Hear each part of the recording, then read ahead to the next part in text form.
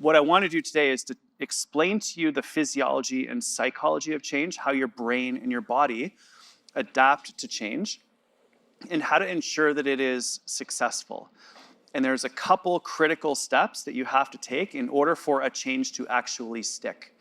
Because a lot of people perceive that change is hard, and it is. However, if we are aware of a couple things, you can move through it and navigate it really, really well and come out the other side better physically, mentally, emotionally, and spiritually as well. So I want to walk you through that today. So we'll do the science of change first, a little bit of Q&A, and then some tactics to make it easier. Does that sound reasonable? Okay, interrupt me anytime with questions. As always, I like to have conversations much more than I like to present, so we'll just do Q&A throughout. Anytime somebody comes up, put up your hand. We all know each other now, and we can just go from there. All right, here we go. So after I got my PhD, I took my bike to Africa, as I mentioned yesterday, and I cycled from Cairo to Cape Town with a Tour d'Afrique, a cycling expedition. It was the first time that had ever been done. It was the fastest human-powered crossing of the African continent. It was hot, and there were some difficult days cycling through the Sahara, across the Sahara Desert, and so the heat was insane. This is me at the end of day one, and I'd just been writing my thesis. So I just spent 4 months at a desk in Toronto, Canada, in minus 20 degrees, we're very, very cold. And this was day one in Sudan when it was plus 53 Celsius. That's, 140 Fahrenheit or something like that, like really, really hot. And I was not in a good place at all at that point because I was A, out of shape, B, very, very hot, and it was not going well. As we moved down through Ethiopia and did the mountains over and over and over again, things began to get better, started to adapt, started to feel better, made friends with some locals. And actually that day my bike had a whole bunch of flats. So I got really upset, picked up my bike, threw it into some bushes, and these guys stood up out of the bushes. So I hung out with them for a while, went back to their village, did music. It was really, really incredible. There's traffic as well in Africa, just camels though, not Toronto car traffic. And there was some mosquitoes down in Malawi, so that was also, interesting when you're camping the whole way down. But ultimately, we landed in Cape Town about 4.5 months and 8,000 miles later, and that was at the finish line. So obviously, significantly different physiologically, but more importantly, very different psychologically. So much happier, so much healthier, so much stronger of mind. This was me on day one. And look at my body language, head down, not happy, and that's me at the end. Completely different physiology and psychology. Significant change. That change was incredibly hard. It was difficult. It was extremely uncomfortable. But that set me on the stage for my entire career because that idea of change and teamwork and training and optimization is literally what I've done ever since because I was so fascinated by what happened in that experience. So to summarize, what happened during the whole Tour d'Afrique was 3 specific things. The first thing was, is that I changed where I was and what I was doing. Instead of sitting at my desk in cold Toronto, Canada, I was cycling in a very hot environment in the Sahara. That change of environment, which was partially by choice, and some of it was not by choice. I certainly didn't choose for it to be plus 52 degrees Celsius, sparked significant stress. And it was that stress that caused adaptation. Without the stress step, adaptation does not occur. And that's what I worry that you are missing when we talk about change. We want change, more change, faster change. Unless you're aware that change causes significant physiological and psychological and emotional stress, you never get to the adaptation step, which is that something has structurally and functionally improved. We have to go through that stress phase. Now, here's the really interesting thing about that stress phase. That stress step will happen regardless of whether or not the change is positive or negative. If it's a negative change, let's say there's a relationship change that you didn't want, that is stressful and that is a negative change that is imposed upon you. But maybe there's a new standard operating procedure at work that is actually going to make your life easier eventually. The process of learning that new standard operating procedure, creating and learning and implementing that new standard operating procedure is incredibly stressful as well. The stress is the same. Both result in ultimately a positive adaptation, hopefully, eventually, down the road. But going through that stress is the critical step. So if you are a leader, if you are on a team, if you have clients, then we need to be aware of that, because if you can facilitate the stress step, you will get to the adaptation. If you forget that step, a couple things happen that are problematic. You may ask for too much change too quickly, and then everything falls apart. People perceive that it is hard, and the data suggests that right now, between 40 and 50% of the population is experiencing burnout. Therefore, layering more on top of that is very, very difficult. So the stress step is where we have to support ourselves and others with exponential mental, physical, and emotional support to get people through that phase to the adaptation where things actually work. Does that make sense? Okay, so let's just dial in some, make sure that we're on the same page. We understand things really, really clearly. What is change? Change is simply something is different. That is what your brain and your body experience with change. Something is different. Sticking with the Africa analogy and leveraging the fact I've been on safari a couple times, this is what change feels like at this first step. You're on alert. Good or bad, you're on alert. You've got my attention.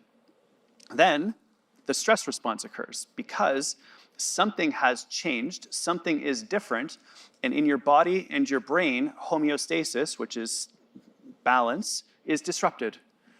Let's say you go for a run, right? You are disrupting your physiology. Something has changed. Homeostasis is disrupted. You're scared, you're nervous, you're tense, you're anxious, you're excited, you're happy. All of those things change your psychology and your physiology, and something is now different in the way that your body is working. That, and your brain is working. That is what sparks adaptation, which is the goal of change. And I want you to think about the goal of change in terms of the outcome and the process that we follow through to get there, which is that there is some sort of an adjustment that improves structure and function. That's the definition of adaptation. That is what the change is designed to do. Function is how you're operating. Structure is the system that is in place. And the perfect example of that, following on the zebra analogy, is simply this one. Same animal, completely different adaptations. The horse runs 50 miles an hour. It's very, very fast. The zebra can only run 25 miles an hour, but you can't see it. It's really, really interesting how that played out in the two different places where that evolution occurred. And of course, there's many different examples of this throughout nature. You can see this occurring over and over and over again. And we humans are animals as well. We follow the exact same pathway because it is something that occurs every single time that we go through this process, which I want you to do really, really well. So remember, there's 3 steps. There's the change, there's the stress that occurs as a result of it, positive or negative, which causes adaptation, which is what I want for all of you, because adaptation ultimately gives you more capacity. You're at a higher level than you were before. One simple idea on this, as an example of how to implement this, is we all look at social media, whether it's LinkedIn or Instagram or whatever it happens to be, and often we end up comparing ourselves to others, which is annoying and hard on our psychology. I would also like you to consider maybe looking back at yourself, because you have been adapting your whole life. In preschool, building blocks was really, really hard. Then you had to go take a nap to recover, right? You are where you are now. You can do so much more than you could before, so much more experience, so much more capacity, so much more knowledge, so many more skills. We are constantly adapting throughout our life. So anytime that things get frustrating or hard or you doubt yourself, don't be afraid to look back and make a list of your accomplishments. All of the things that you've done, celebrate yourself a little bit, knowing that you can adapt, you can change, you can grow, because ultimately you'll be able to do that if you follow some very, very specific steps. So breaking this down just a little bit further, then I'll pause for some questions about how this all works.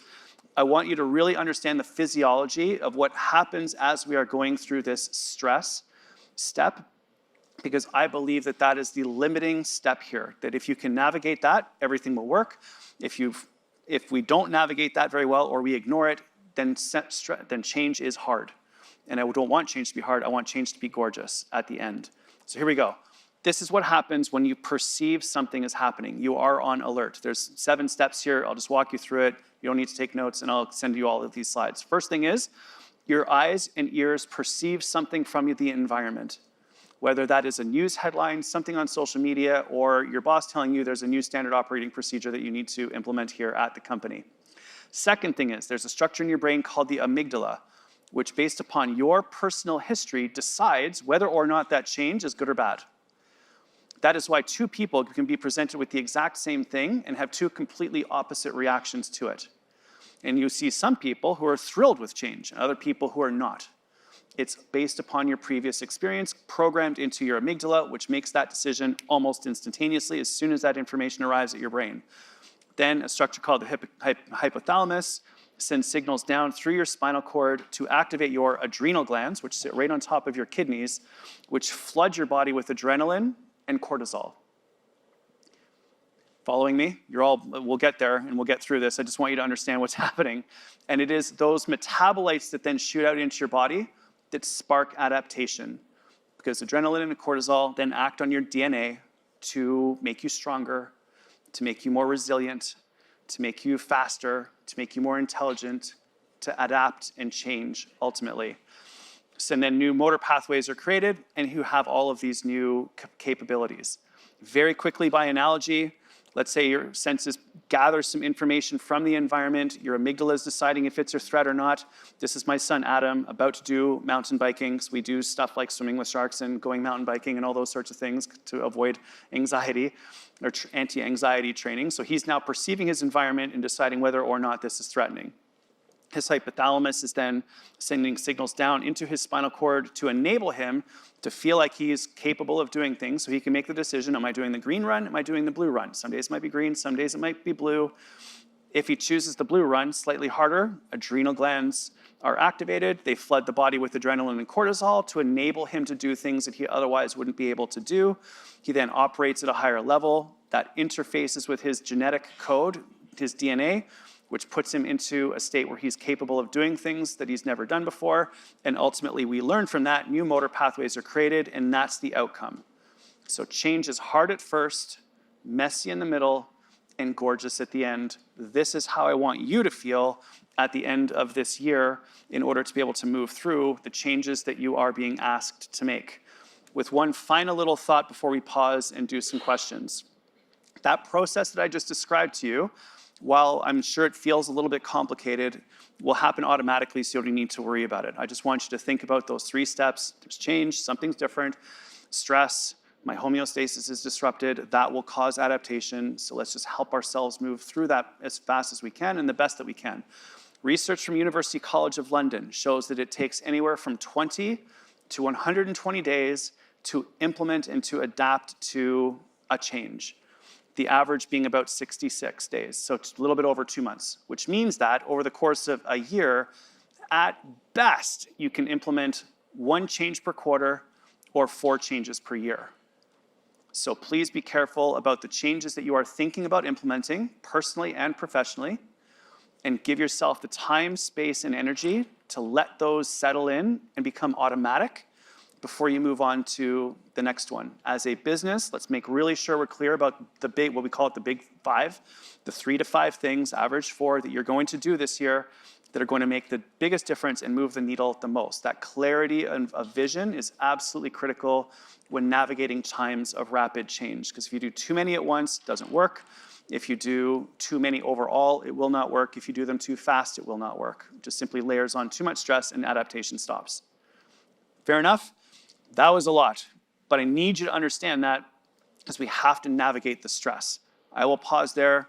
Let's take questions for a few minutes, talk through this a little bit, challenge me on anything I've just said, because if we understand the physiology, it will work and you will win. No one else is going to make their way through that step. It's just going to hit a wall and people will stop. So this is a huge competitive advantage for you in an era of constant disruption. All right, what do you got for me? Yes. Right, so the question was, what differences are there between the rate of adaptation in children versus adults? Children learn very, very rapidly, but they're also learning very simple things. Adults learn a little bit more slowly, but they can learn more complex things. So there is that flow. Genetically, there are 2 differences in humans and in adults that I want you to be aware of.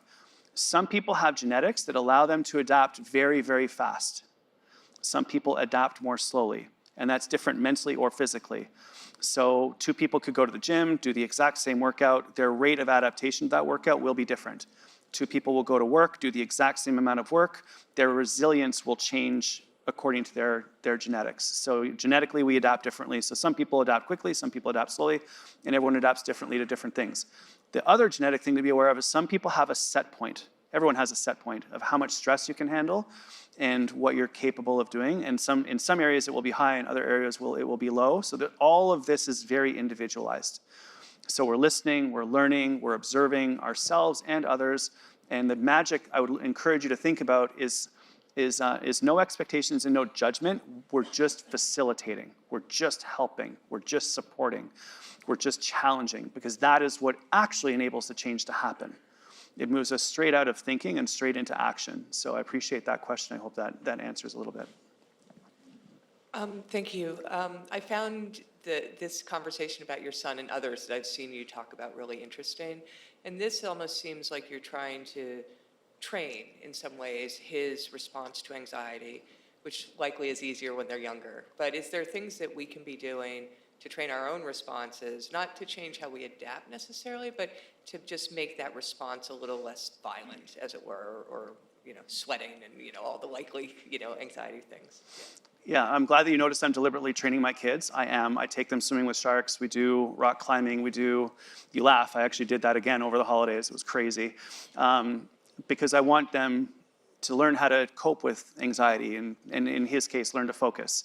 So he struggles with focus. We're doing flying lessons, because if you don't focus while you're flying, you die, right? We're just doing, that's Greg Wells as your dad. So, but to your point, and your question is like, how do we all do this? What's the simple idea that you can take away from making this possible?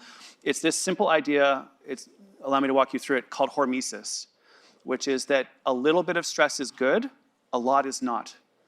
Think of salt. If there's no salt in your diet, you die. If there's the right amount of salt in your diet, you have great health.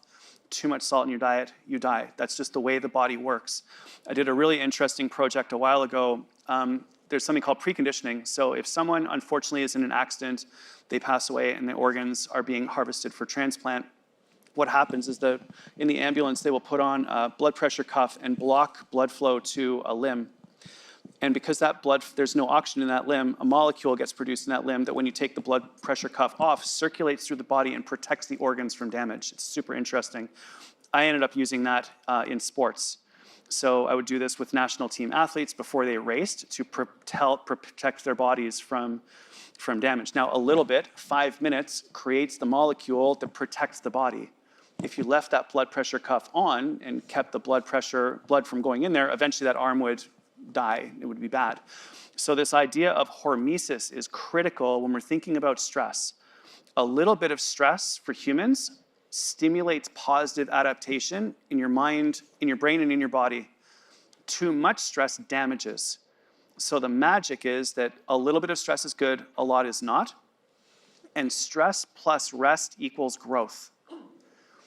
So please program in rest while you are going through change and adaptation. It's tiring, it's hard, it's fatiguing, it costs a lot of energy. That's why food is so critical. That's why sleep is so important. That's why meditation is essential. If we follow this simple practice of a little bit is good, a lot is not, you will flow through change well.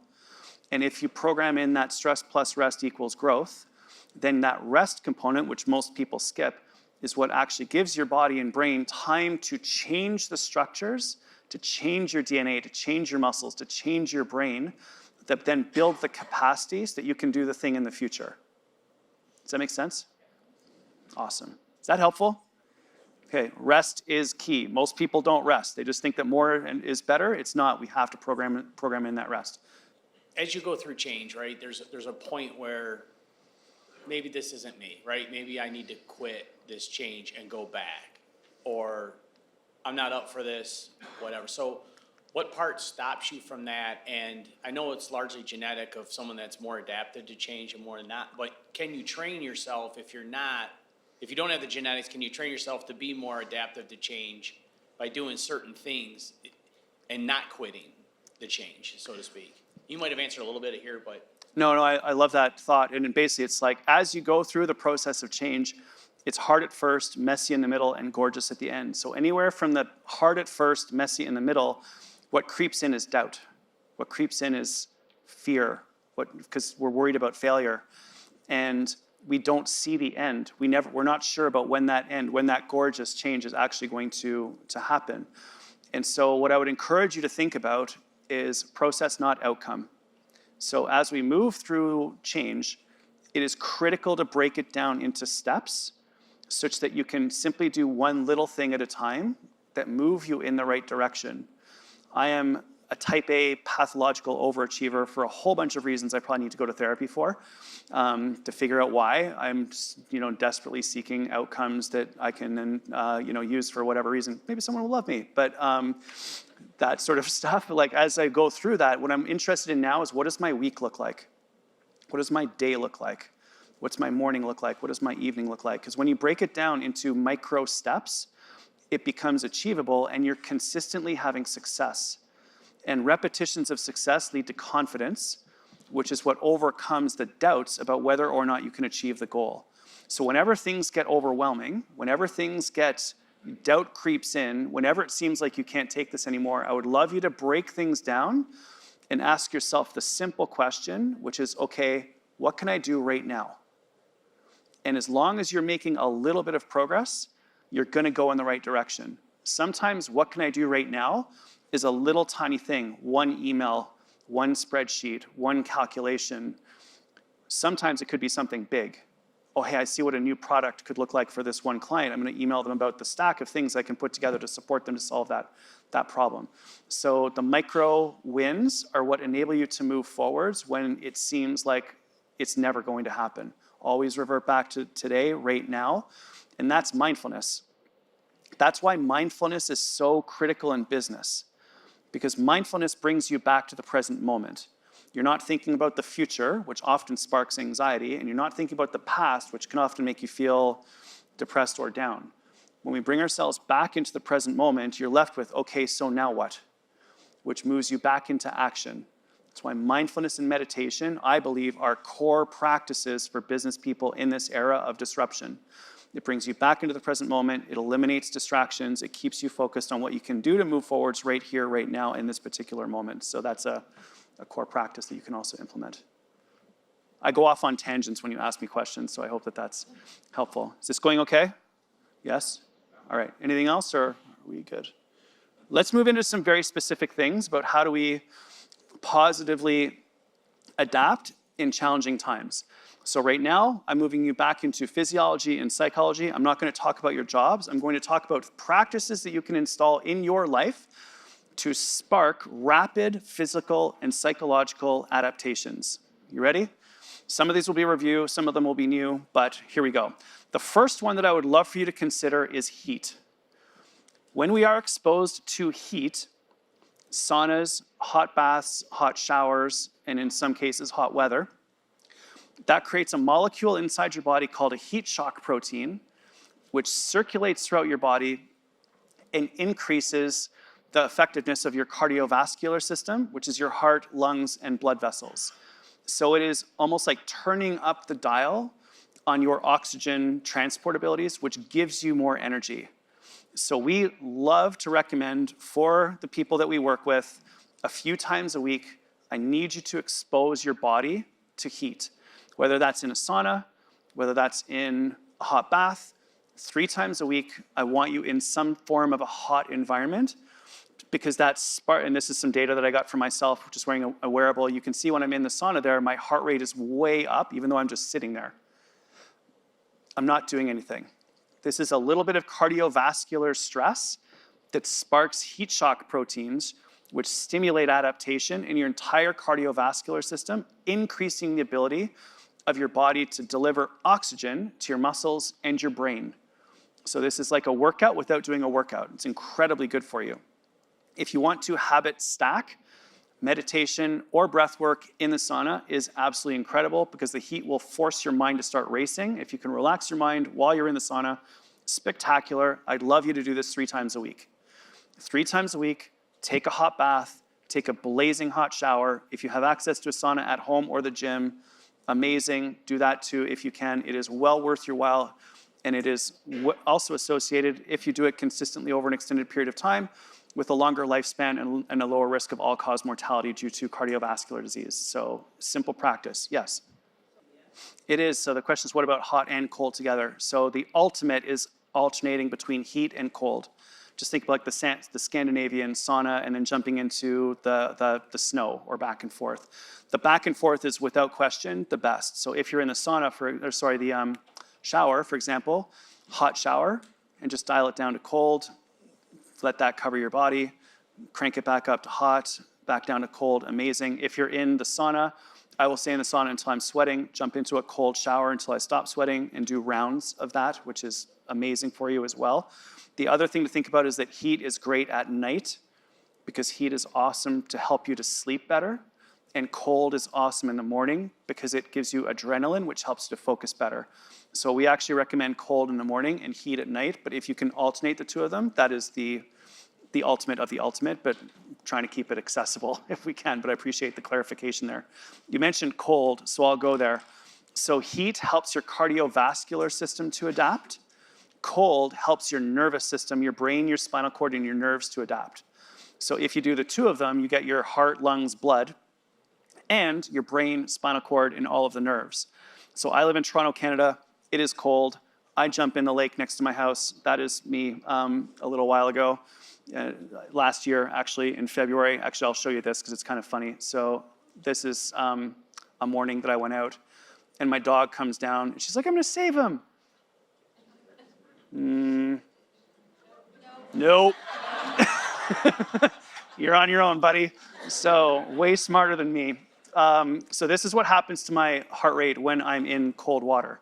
When you're in the heat, you'll notice your heart rate skyrockets. When you're in the cold, your nervous system calms down and your heart rate drops.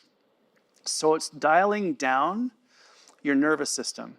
Remember I said stress plus rest equals growth. This is a way for you just to calm and soothe your nervous system. I love doing cold water immersion. If you want to do that, 3 times 2 minutes a week is magic. That's great. If you can do that, a little bit more is fine. I like jumping in the lake, a cool bath, or if you have a cold plunge at your house, that's also really good. Or the other hack, if that does not interest you, and I recognize that it probably doesn't, nor should it for a lot of people, what we recommend is that at the end of your morning shower, turn the water to as cool to cold as you can handle, and do 30 seconds of cold water on your forehead or between the top of your shoulder blades at the base of your neck, because there's a bunch of brown fat there that's metabolically active that you can activate. So 30 seconds of cold water at the end of your shower in the morning calms your nervous system, gives you a little bit of adrenaline to help you to concentrate and focus for a few hours afterwards, and has been shown to reduce your risk of upper respiratory tract infections, colds, flus, COVID, et cetera, by about 75%. So it helps you to not get sick. So I'm on airplanes all the time, which is one of the reasons why I jump in cold water all the time. When I do that consistently, I get sick way less often than I would otherwise. So cold in the morning, heat at night. A hot bath is incredible. Cool showers are great. If you've got access to a sauna, incredible. If you've got access to cold plunge, even better. If you alternate them, that is the ultimate unlock around this. But this is sparking your body and your brain to adapt in times of stress and adaptation. The more you take care of your body and your brain, the better you're going to handle all the business stuff. It becomes easier and easier and easier to do business changes when you've been in 2 minutes of cold water in the morning because everything else seems easy. And cold water never gets better. It's always terrible. So, yes. Questions or thoughts about that? There's a little bit of biohacking for you to make you live longer, reduce your risk of chronic disease, and spark your ability to adapt. As you are going through adaptation, as you are going through change, I also want to draw your attention back to some things we talked about yesterday, but really, really reinforce them, that stress is the limiting factor. Therefore, we want that stress to come from the process that we're trying to change, not from all of the distractions around us. So in times of change, I need you to protect your attention relentlessly. Back to the photo of Coco. We know that when you are dialed in and focused on the matter at hand, you will be successful. When you are distracted, success becomes exponentially more difficult. And we live in an era of constant, unrelenting distraction. Therefore, I would strongly suggest that all of you turn off the audio notifications on all of your devices at all times, so that you direct your attention where you want it to go, not where the algorithm wants it to go. Not saying don't get back to your clients, not saying don't respond to text messages from your boss, just that you decide when your attention goes here, not the algorithm. Second thing I encourage you to do, sorry, that gets you to this point. Second thing that I encourage you to do is a hardcore media audit.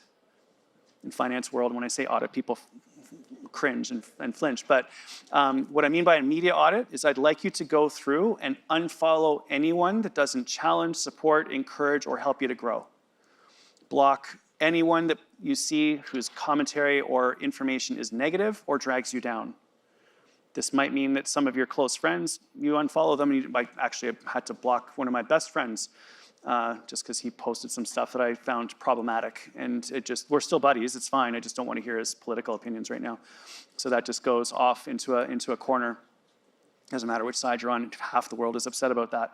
So I didn't add them together, everyone's upset. Actually, that's the one unifying thing right now. Everybody's outraged, which is why we need to block out the information coming at us, curate the podcasts, curate the audiobooks, curate the people that you follow who are sharing great insights that help you to elevate your life. Block out everything else so that everything in your media consumption is moving you forwards, because every piece of media that hits your brain changes your brain.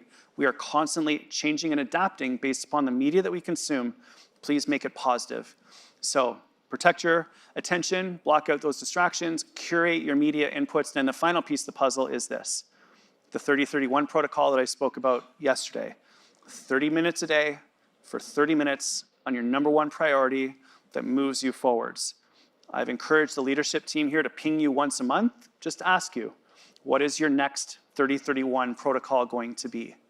And that way you keep moving forwards, you stay focused on the critical things, the important things, not the urgent things, and ultimately that enables you to make a significant amount of progress consistently over a long period of time, which is what moves you through the change, stress, adaptation pathway to where we want to be. So that's your mindset. Now we're going to move into the state that you need to be in order to rest, in order to navigate change. Remember that stillness is a superpower. What does change do? When you hear about change willingly, or change is intentional or imposed, inevitably you're going to feel like Adam feels right here. You are going to feel this way. There is always a stress response because homeostasis is being disrupted. The magic for you to help you navigate this time is to practice bringing it down back into an alpha state. The alpha brainwave state, which enables you to plan, to strategize, to imagine, to move forwards. So we're constantly working to get out of beta mode as leaders down into an alpha brainwave state. Meditation and mindfulness is a core practice. Looking at art, listening to music, all of prayer also works. I would ask that you spend 1% of your day on something that helps you to decompress. It can be reading. I like mindfulness and meditation. Mindfulness, by the way, is bringing your attention into the present moment. Meditation is the practice of bringing your attention into the present moment, keeping it there anchored to your breath or a mantra or counting until a point that your mind wanders, noticing that it wanders and then you bring it back. So mindfulness is being here now. Meditation is a practice of coming back to here now over and over and over again. Then that gets easier and easier and easier. I encourage you to consider that some form of being here now, art, music, cooking, journaling, prayer, all works to help you get back into this state. Another thing that helps people to get out of beta and down into an alpha state is practicing nature medicine. Getting out into nature. North America is absolutely beautiful. We're very, very fortunate to have incredible outdoor spaces to access all over the continent. This is my daughter at the start of the pandemic. Out of school, there was a lot of lockdowns in Toronto where I live. Out of school, activities canceled, away from her friends. She, as you can see, was not thrilled by this situation. F-bomb, F-bomb, F-bomb in the kitchen. I was like, whoa, spicy for 10, but COVID, whatever. Let's go for a walk. Got her outside, managed to get her out into the park when I took this photo, and that's how she was. We kept moving through the park, and that was her 10 minutes later. Completely different physiology. Straight out of negative stress into curiosity, into happiness, into joy. I was so amazed by this transformation that I saw that I had to go back. I looked up, like, what is it about nature that changes the brain? And I found that when we're in a natural environment, our visual field is full of what are known as fractal patterns, which are repeating mathematical patterns that decrease in size. You can see them here in this picture. It's beautiful. This pattern of rhythmic repetitive patterns that decrease in size are present in 92% of plants on this planet. They're also present in the airways of your lung, in the capillary beds of your heart, and the neurons of your brain. There is no separation mathematically in the way that we exist between the plants and humans and mammals and reptiles in terms of the mathematical patterns that exist within our bodies and our brains. It's absolutely fascinating. So if you need help getting out of beta mode, stressed, nervous, tense, anxious, down into alpha state, learning, planning, strategizing, and ideating, nature medicine is brilliant. And you only need to do this once a week because the effects have been shown to last for up to 7 days. So once a week, on the weekend, go for a walk, go to the park. Please leave your phone at home. If something goes wrong, every single other person within earshot has their phone. They can call 911 to help you out. It's going to be fine. But I want you walking in a rhythmic, repetitive pattern out of the environment such that you can calm your mind, calm your body, get into that pattern, and you will notice that your mind starts wandering and ideating, and incredible ideas will pop into your brain. And then continuing to build upon yesterday as well, when we are stressed, we need to adapt. There changes need to be made, mentally and physically. When you are going through change and you build new capacities, you are actually rewiring your brain. You are building new nerve pathways in the brain, in the spinal cord, out into the body. You are changing the structure of your body. Even if it's a business process that you're trying to build out, you are fundamentally changing the structure in your brain to enable you to run that system. So there's a lot of disruption that happens inside your brain and your body, which is why over and over and over again, I remind elite business performers to eat to heal. Nutrition enables adaptation. I need you to understand that adaptation causes stress. Change causes stress. Stress damages your cells in your brain and your body through a process called oxidation and inflammation. In order for you to navigate through that and to give your body and brain what they need to adapt, change, build capacity, and grow, we're reminding you healthy proteins for those neurotransmitters that spark the brain. Healthy carbohydrates, high fiber, slow digesting, long-term energy, and healthy fats to build those new neural pathways between your brain, spinal cord, and nerves outside in your body, the new motor pathways that enable you to implement the things that you were talking about. Simple reminders, simple practices, automate this. The more effort and energy that you put into this, the more easy it is going to be to positively adapt. Eating the rainbow enables you to clear out the oxidation and inflammation to heal your body from the stresses that are going to be happening every single day as we move through this year of change, adaptation, and growth. Another little tiny hack is herbal tea is absolutely fantastic for this because it's full of oxidants, antioxidants that help your body to heal, repair, recover, and regenerate. So it's a great thing to do during times when you're really struggling to keep you going and keep your body healing. And of course, stay hydrated. We talked about that extensively as well before. And what I want to do now is actually walk you through a day. Here's what I want you to think about in terms of an ideal strategy when it comes to your nutrition plan for the day. This is what I want you to think about when you're under pressure, high performance, lots of things to get done, traveling. These are the strategies that I want you to try to implement. I want your breakfast to be comprehensive. Protein, carbs, healthy fats. Most important thing, make sure there's protein there. At least the size of your palm. 20 grams for women, 30 grams for men. Eat breakfast, make it good, protein, carbs, healthy fats. Middle of the morning, I need you to have something very high in fiber. I need energy, but I want it slow digesting. I love a big handful of nuts. Packed full of fat for constant energy, loads of fiber so it's digested slowly, some carbohydrates, some proteins. If you're allergic to nuts, seeds also work really, really well. You can also do a protein shake at this point in time using some of the, and if anyone needs that, how to build a great smoothie, just message me and I'll send it to you. For lunch, we're back into balance again. Protein, carbs, healthy fat. At lunch, we're emphasizing protein again because it sparks the brain, helps you to concentrate and focus for an extended period of time. Be careful of too much carbohydrate at lunch because it spikes your insulin. Your insulin will crash and you'll have the afternoon 2 o'clock, I must have a nap experience. So if you find that you crash in the afternoons, decrease your carbohydrates at lunch and increase your proteins. That'll help you to get through. A micro hack for you, at the end of lunch, have some dark chocolate. Oh, I just won the group back. There we go. Now everyone's happy about change. The reason why dark chocolate is helpful is that it is 70% cocoa or above, by the way. Dark chocolate, not milk chocolate, so 70% cocoa or above. And by the way, like a couple pieces, not a brick, just to make sure we're clear about how much we're talking about here, is full of polyphenols and flavonoids that increase something called vascular reactivity, which increases the amount of blood flow that can get into your brain. So dark chocolate does that beautifully. So after lunch, a little bit of dark chocolate. I will keep a bunch of them in my desk. So I just grab one at the end of lunch every day and it's already there and I just unwrap it and go. My afternoon snack that I recommend for you is berries. A little bit more sugar to get you through the end of the day. Still a lot of fibers that they're digested slowly. Packed full of antioxidants, which specifically enter the brain.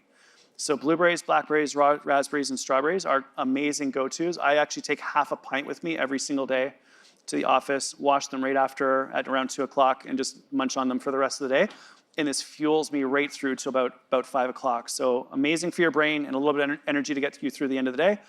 Dinner can be whatever you want. Just enjoy yourself. Protein, carbs, fat, eat with your family.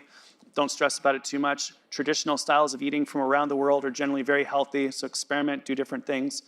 In times of change and stress, the one thing I would ask you to add to your dinners is a lot of spices. Because spices, every single different color of spice has a different polyphenol and flavonoid, which helps you to heal, repair, recover, and regenerate from inflammation and oxidation. So the more stressed you are, the more spices you can have. So if you've had a rough day, Indian food with loads of spices is a great go-to. It also just tastes really good. So contemplate that a little bit.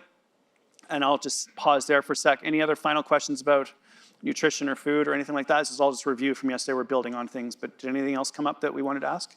Right, so just repeat back for everyone. What about eating a lot in the morning, a little bit during the day, and then a little bit less late at night? So that pattern. There's also the pattern of like 1 meal a day or maybe 2 meals a day that some people like to do, or 5 small meals, or there's all sorts of different things. What I would encourage you to think about is that you are a laboratory of one.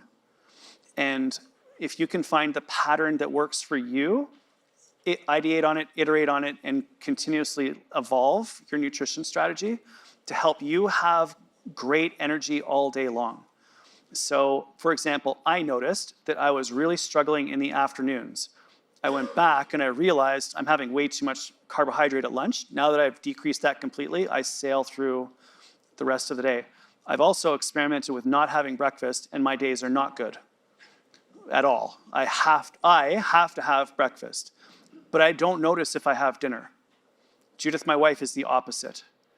She doesn't notice if she eats breakfast. If she doesn't eat dinner, things don't go well at the Wells household at night. So we always make sure there's a lot of food at night. So you are a laboratory of one. There are many different strategies that you can use. Experiment to find what works for you and constantly dial it up and change. I've been working at this for almost a decade now.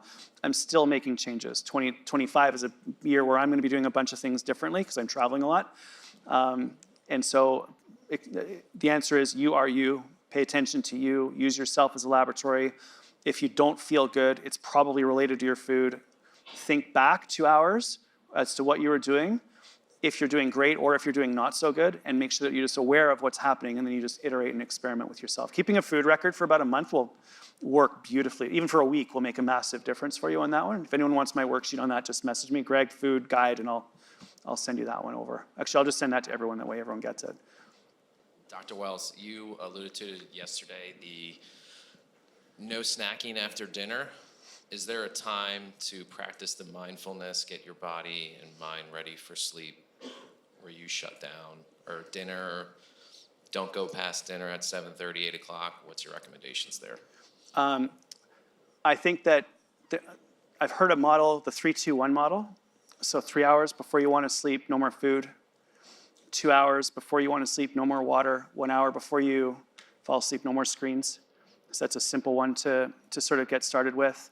I think you can absolutely put in meditation in that defend your last hour 20-20-20 protocol. Like it goes really well somewhere in that the 20-20-20 protocol that we talked about yesterday. I personally really like meditation in the morning because I find that it sets me up to be a much better human throughout the course of the day. But if I have had a bad day, meditation at night is absolutely fantastic.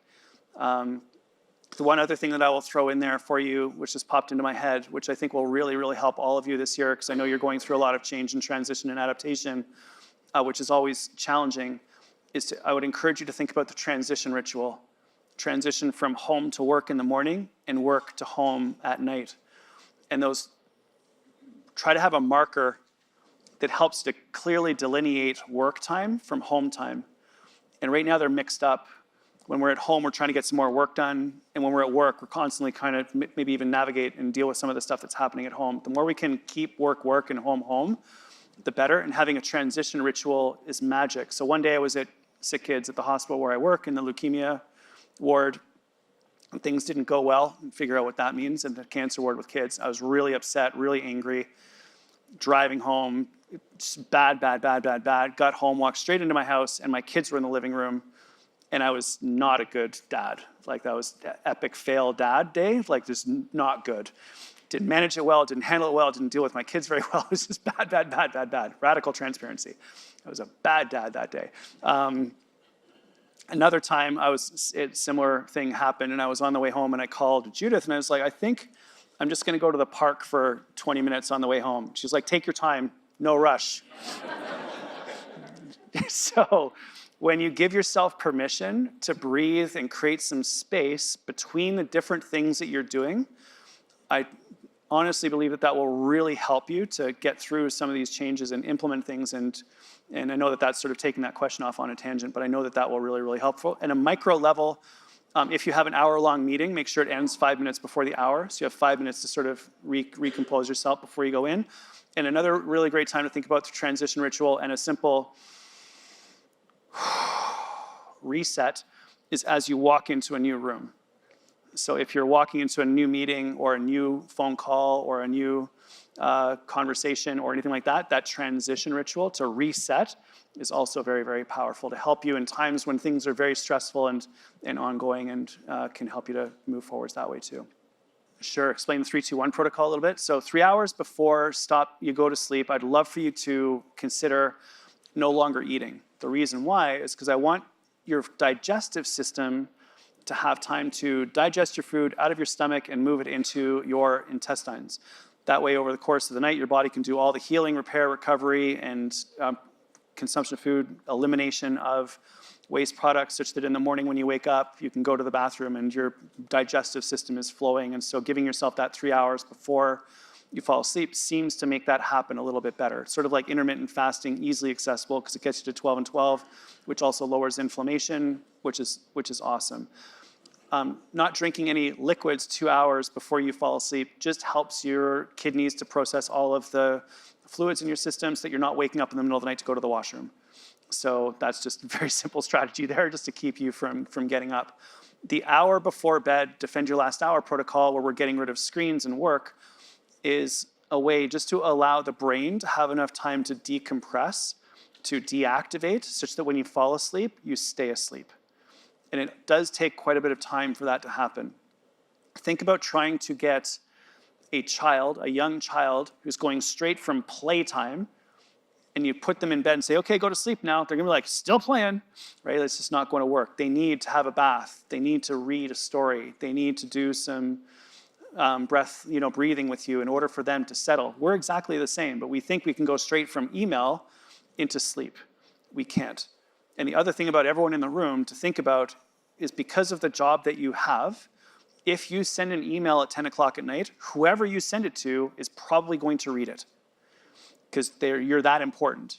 Just saying, not an ego play, it's just the truth. So if you consider as a group, if we're going to navigate this year effectively, if we're going to get through, if we're going to practice stress plus rest equals growth, what would it look like if no one here sent an email after 9 o'clock? Everyone gets a chance knowing that at 9 o'clock, my day is done. I can connect with my family, my loved ones, I can do my recovery protocols, I can do my 20-20-20 protocol, I can take my hot bath, I can get a great night's sleep so I can get up tomorrow and absolutely crush it. If you do have to write an email late at night, just use the late send later feature. It goes out the next morning. And actually, then you'll have like 65 emails going out at 8 o'clock in the morning to flood the world. But anyway, that's just a few thoughts for you on that one and why that works. Curious on your thoughts on vitamins, especially if you can't have this awesome, agenda of eating really well, the proteins, and you can, and you're just having a bad day or week. Thoughts on vitamins, specifically magnesium glycinate as well, because I hear that helps at night to help you fall asleep. Yeah. So my thoughts on vitamins and supplements. I've been with you for a couple of days now, so this joke is coming at you with love. All right. If you have a bad diet and you take supplements, you will have expensive urine. Just say it again. If you have a bad diet and you take supplements, you will have expensive urine. You can't outrun a bad diet. So the foundation of excellence for business people, I truly believe, is sleep. If you're sleeping well, everything else is possible. Second most important thing, craft a nutrition plan such that you are eating as well as you can. Eat real food you recognize as food, make it yourself, eat with friends, but you're eating real food. As much of the rainbow as you can. Exercising daily, some mental practice, prayer, meditation, whatever, sets you up for sustainable, elite performance over an extended period of time that makes you undefeatable in the marathon of what it is that we're trying to accomplish. Having said all of that, I use supplements because I travel, I'm rushed, I don't always eat, but I try to do the best I can. My focus is on my nutrition plan, and I'll use supplements to fill in the gaps. I use something called Living Fuel. It's not sponsored, not sponsored. Living Fuel Superberry Ultimate, because it's one thing that has absolutely everything in it. I take one scoop, stick it in water, do it every single morning, and that's my win. I also had my genetics done. I found out that I have very low absorption for omega-3, so I also do an omega-3 supplement.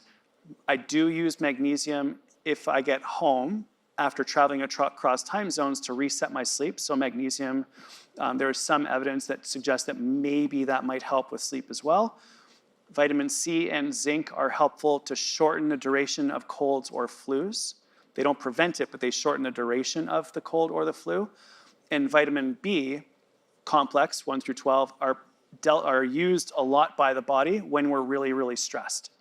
So if you're stressed, a B supplement would probably be a really good idea as well. But try to find one thing. That way you're not like mixing and matching a whole bunch of stuff. So I just found Living Fuel. A lot of other people use AG1. So whatever works for you is totally fine. But eat real, get a good night's sleep, eat real food you recognize as food, eat the rainbow, get as much activity as you possibly can, do something good for your brain, makes you undefeatable over the long term. A little bit of supplementation helps with that as well.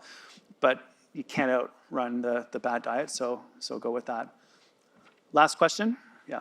Oh, it's a two-parter, so I apologize. But It happens. first, in working with your athletes, what type of breathing techniques do you use? Like, is it box breathing? Is there a specific technique that you found more successful with breathing techniques? And then last, cortisol's kind of been painting it as a bad guy, right? You mentioned that it's good for us in the stress process, but is there too much cortisol? So I'll deal with cortisol first. It is very popular on the social medias to be a cortisol coach and to label cortisol as a bad thing. I'm writing a book right now called The Cortisol Advantage, so I'm taking the opposite approach. Cortisol and adrenaline are incredible and essential for high performance. However, if they are in your system constantly over an extended period of time, they're associated with an increased risk of cancer, heart disease, type 2 diabetes, and metabolic syndrome and neurodegenerative diseases. What's the solution? Stress plus rest equals growth. Just rest. You can alternate high performance work with deep rest. The problem everyone's making right now is everyone's operating at 75% capacity constantly. I want you to operate at 110% capacity and 10% capacity. That's world class. 75% all the time is average and mediocre. That's what all your competition is doing. I want you to be absolutely excellent, brilliant, high level, energized, focused, and then watch a movie and turn off your phone. And then you can do that over and over and over again, and you will win. It is really hard to do because people are used to being busy. I want you to do important work, hence 30-31 protocol. So that's the answer to your cortisol question. With regards to breath work, I did my PhD on breathing 20 years ago. 4 people read my thesis, 2 of them were my parents. So breath work was completely irrelevant 20 years ago. Now it's having its moment. So I will show you one simple tactic that will make all the difference in the world. In your brain, you have 2 structures. One controls stress, the other one controls breathing. Breathing is a little bit lower down, stress is a little bit higher up. When you slowly exhale, 4, 6, 8 seconds, whatever, it sends a signal from the breathing center in your brain, which is down here, up into the stress center that everything's okay. So the long, slow exhale, or the birthday candle breath, calms your nervous system down. It's incredibly powerful. The other end of the spectrum, back to the Coco Gauff photo, what happens when a tennis player hits the ball really, really hard? The hard, explosive exhale increases your stress. So if you're struggling to get going, if you need to get psyched up for something, if you're about to walk into a presentation and you're not quite ready to go, and it makes you can feel the chills in your body when that happens. It increases your adrenaline level, crush yourself, go in and crush it. Box breathing which is what first responders do to manage stress over an extended period of time. 4 seconds in, 4 seconds hold, 4 seconds out, 4 seconds hold. And you can do that forever, and no one notices that you're controlling your breathing. I do that in meetings that I'm not particularly happy about being in, and when I'm on airplanes or stuck in traffic or in a line or whatever. Box breathing is magic and is used by special forces, and so it's incredibly powerful. But breath work we could do another entire session on breath work, but that's just a spark. But the number one thing to remember is that the long, slow exhale calms your stress in moments of crisis. I have 20 seconds left, so let me wrap up. We've talked about a lot over the last couple of days. This is not anything that's going to fix your problems immediately. This is me exactly 10 years ago. I'm in the cardiac ward at Toronto General Hospital with viral myocarditis. My daughter, little Ingrid, was 2 years old. She went to daycare. She picked up a cold because I was so run down at the time, new book, commentating the Olympics, moving houses, changing jobs. I got the cold. And because I was so run down, it went straight into my heart. And instead of getting better like Ingrid, I got viral myocarditis and I was hospitalized, which is really embarrassing because that's the hospital where I was working at the time. Checking yourself into your own hospital, not a great career move. But we got through it. And while I was in there, I looked around and I realized nobody was sleeping. That's when I started investigating sleep. I got food in the cardiac ward. I looked at it and I was like, oh, this causes heart disease. And so I started investigating nutrition. I also looked around and nobody was moving. Everyone was lying down, even though movement is the one thing that reverses cardiovascular disease. Got fascinated by exercise. And I was just listening to the alarms and the conversations and the stress. And that's when I became aware of all of the stress and things we've been talking about. The structure of the last 2 days has been sleep, eat, move, think. We finished with think, talking about stress and change here today. While I was in the cardiac ward, having made that realization of these 4 areas that needed to get fixed, of course, as you do in the cardiac ward, I registered for Ironman from the cardiac ward. Actually, the fact that I had my computer with me in the cardiac ward is without question the reason why I was in the cardiac ward to begin with. But anyway, I logged on the internet, registered for Ironman, trained for a year, implemented all of the things that we've been talking about here today. And that's the transformation that occurred over that 12-month period of time. I heard someone was about to do this. Don't. An 80-year-old lady blew by me at the finish line. I finished in the middle of the night, like 15 hours later. It was not a great athletic performance, but it was like a big change. And the fundamental shift that happened there, I don't even believe was physiological. I actually believe it was psychological. Just look at my face, right? I'm just so much in a better place, which is exactly what I want for all of you. I want you to be world class. I want you to feel great. I want you to have high energy. I want you to perform at a world-class level while also having amazing relationships. That was Ingrid at the time, right? Like when we do well personally, everyone around us gets better as well. It's not selfish, it's science. So please take the science that I've shared with you over the last couple of days, elevate your life, perform at world-class levels, get healthy at the same time, and we can all make a positive difference in the world because I know that you ultimately take care of people.